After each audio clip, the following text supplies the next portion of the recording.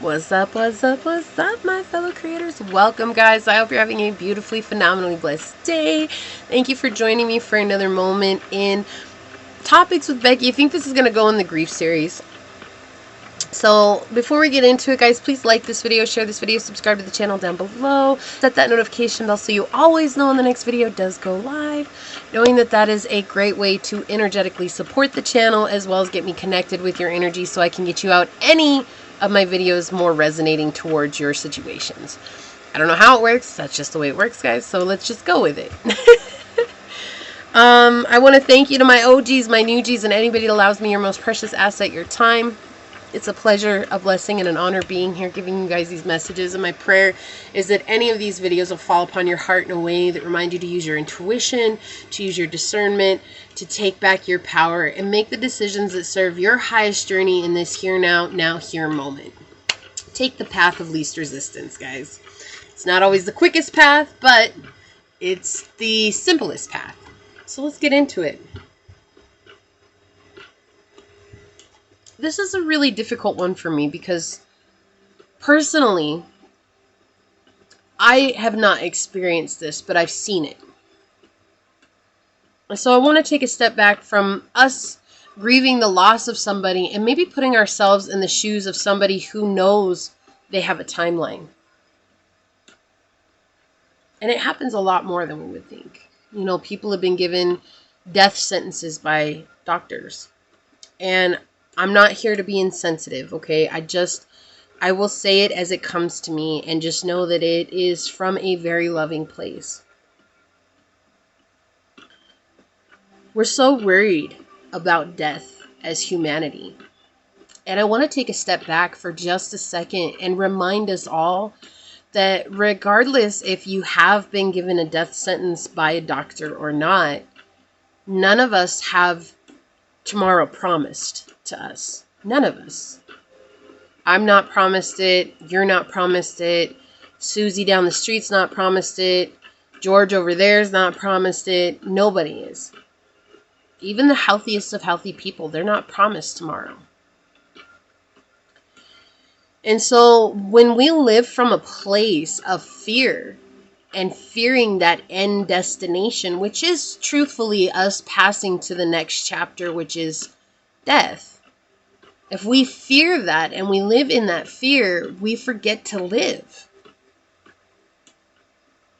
And so many people are already walking around as zombies, not living their life, not enjoying the time that they even have. They're so busy going to work, coming home, watching Netflix, being on their phone, being on Facebook, trying to impress people, not taking time for themselves.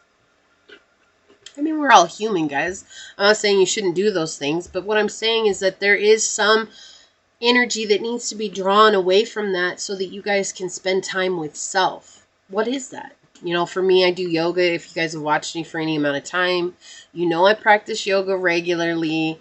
You guys know I meditate regularly. These are things I do. I dance. I love to dance. It's something that brings me back to myself. 3:33 on the clock. And I think that we forget that every moment we have is precious. And so when my mom was diagnosed, she would go into the doctors and the doctors would ask her, "Oh, how are you doing today, Laura?" And she'd be like, "How do you think I'm doing? I'm dying." And to get her to come away from that was impossible. And it's up to each individual to choose to live in this now moment, because the truth of life is not to live in yesterday. I almost said yesteryear, so I guess that's what they want me to say. It's not to live in yesteryear. And it's not to live in Tomorrowland. It's to live right now. This is the gift, is this breath.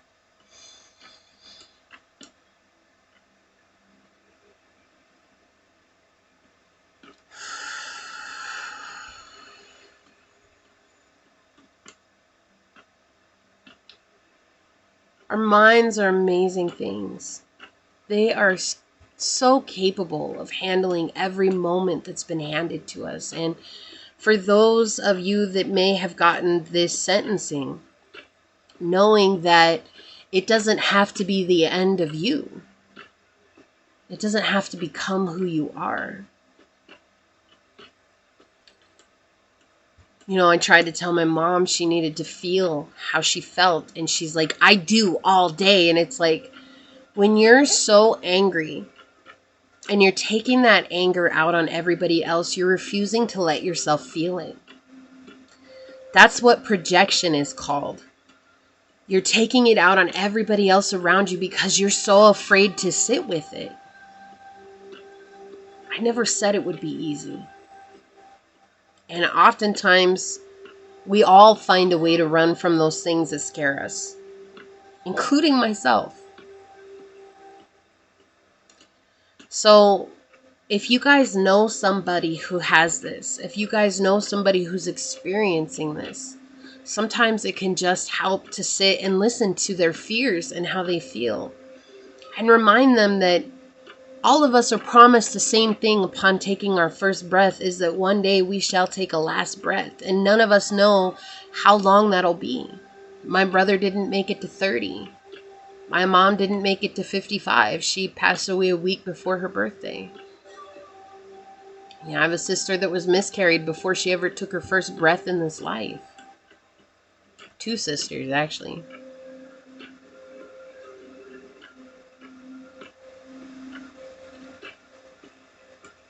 None of us are promised. And that's what I think is hard. It's because when you've been given a sentence by a doctor, you're looking at everyone else around you saying, well, they're healthy. They're going to have a long life, but you don't know that. It's like it's an assumption that just allows us to continue to carry that anger in our heart. If you spend time and sit within the fear, let it happen. Let it happen. You know, I remember I was so afraid of death for so long, and I can't make this up, guys. I watched Last Vegas, and they talked about how they have this friendship for 65 years. And how they just couldn't believe in their minds. I remember how one of them, he says, my mind cannot comprehend the person that I see in the mirror. And in that moment, I had like a sheer panic attack because I felt like, what is that going to happen? Like, I'm going to grow old and I'm not going to know who I am. And that scared me. And then I was like, and then I'm going to be closer to death. And that scared me even more. And I started to have a panic attack. And I remember it went so deep. And all these thoughts started coming up. And I couldn't control it. And I finally just let it happen. And when I let it happen, it started to dissipate. Like, it started to lose power over me. And this is actually before I lost my mom. And it was right after I lost my brother. And this energy, what happened is like, no longer held me captive. And so I know that that's scary to think about what it might be like. But those are the questions that you need to ask yourself. What am I going to feel? What does it feel like to not be here anymore? Why is that so scary to me? And let them come up. Let it, whatever it is, rise. You're not alone. Death has been feared for centuries, when it should be a celebration. But it's not. It's not, because it's something that people don't talk about. They don't want to talk about it. They don't want to bring it up because nobody understands what's next. It's not meant for us to understand. It's meant for us just to know that that's the next chapter from life. And I know, but what about this? What about that? Well, why does this happen? Well, why does that happen? Those are answers that we'll never gain. The only answer is that Source has a greater plan. And we're all mortals. We're not immortal. We don't live for forever.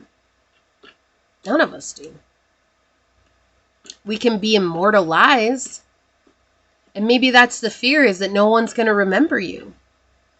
But the people who love you will always remember you. And that's what keeps the spirit alive.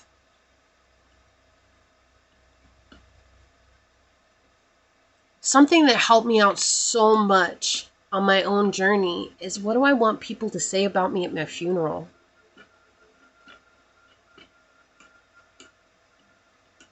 I've asked this question to myself a lot, and the thing is I've even journaled about it. And it never changes. Like, I mean, maybe a few things change, but the overall idea, it never changes. I want to be known as a good person. I want to be known as someone who gave.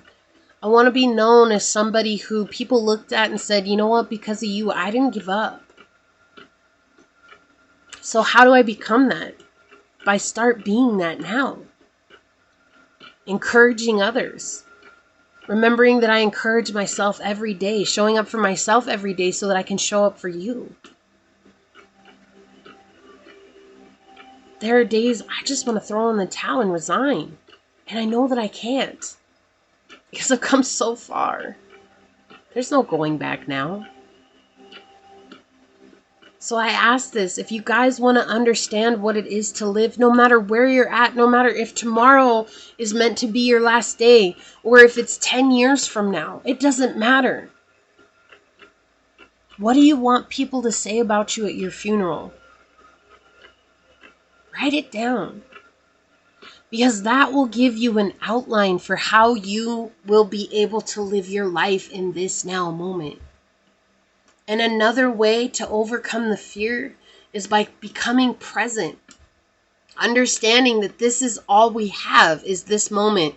There is no next minute. There is no last minute. There is just this minute. Like this video. It's so many minutes that you guys have given me, right? But the whole while through, you've been present with me in this moment, even though you're watching this days after it's been recorded. You're present with me now in this moment as I record. Time is circular, cyclical. It goes around in a circle. So I might be here on the circle and you guys might be here, but we're still together. Do you see? Do you see? That's how it works. So give yourself a chance by being present. And what's an easy way to come into presence? By practicing meditation. Even if it's difficult, it's not. I think people think that those of us that chosen meditation, oh, it must have been easy for you to stick with it. No, even now, like after meditating twice a day for over 3 years, guys. I've been meditating for probably 5 years, but it took me 2 years to become consistent with it, understanding that it actually helped. Some days I can't come into presence, and other days I'm so present that 45 minutes will just be like that. So don't think that the gurus or the people who've been on this journey, they don't have the same problems that you do. We all do. We're all human. We all experience the same things. What matters is consistency, not giving up on the hard days, rather pushing through and coming through. When the easy days are there, then you'll still show up. You're not going to give up. Death is not a reason to give up on life. Keep pushing, keep wandering, keep seeking whatever it is that you want to seek in life. You don't have to bring everybody else down because you feel bad about it. Rather, you have to go within and find out why you feel bad about it. And giving me, because it's death, that's not a reason. It's not. It's not. Because death hasn't happened yet. You still have breath in your lungs. Thank you for another day to be blessed. Another day to celebrate. Another day that too many people have been denied. You're still here today when someone didn't wake up this morning, and you're still mad. You don't have to be. You gotta feel how you feel and be honest with yourself. Your projection of others is based on your perception of what you've seen, what you've seen, what you saw, what you've seen. What you've seen in life is how you think about others around you. We can change our perception because we get the opportunity to change our beliefs. No, God doesn't have it out for you. No, nobody's trying to be mean to you. No, nobody is out here saying, ha ha, it's on you, not me. And if they are, just understand that we'll come back around. But I want you guys to know that if you've been given a sentencing, We all hold a sentencing on our shoulders. We all do. It's just the difference between you and me is that I didn't get told that by some doctor. I got told that by source. One day you're not going to be here anymore. Okay, so how do I live now? How do I not worry about that? How do I live now? How do you live now? What makes you happy? Go do that. Stop waiting until when, because until when hasn't happened until now. So make now until when. Now is when. Not yesterday, not tomorrow. Now is when. Get up and go paint. Get up and go sing. Get up and go read that book you've been dying to read. Get up and go hike. If you gotta start small, you gotta crawl before you walk. You gotta walk before you crawl. Or before you run, you gotta run before you fly. And one day you're gonna spread your wings and you're gonna fly so high. And I'm gonna tell you it's not gonna matter, because you're gonna say, I lived with no regrets. That's how you live life. Not spending it in sadness and upset and trying to bring others down because you don't know what to do with yourself. Yes, it's scary. Every day is scary. It's scary for me. Every day is scary. What makes it different is giving up. For me, it's too damn easy, and that scares me more than getting up and facing my fears. Face your fear today, and I promise you you'll feel a difference. Shoot, if you gotta drop everything and go to the Bahamas, boo, you better get your ass on that plane today. Today. Don't give up on yourself just because someone else told you you needed to. Too many people live that way and they don't even get to enjoy life. And then they come back around and say, well, I gave up because you told me to. And guess what that person says? It was your life, not mine, honey. Why did you choose to do that? Be strong for yourself. No one's going to carry you through this. Be strong for you. I love you guys. Please like this video, share this video, subscribe to the channel down below, set that notification bell so you always know when the next video does go live.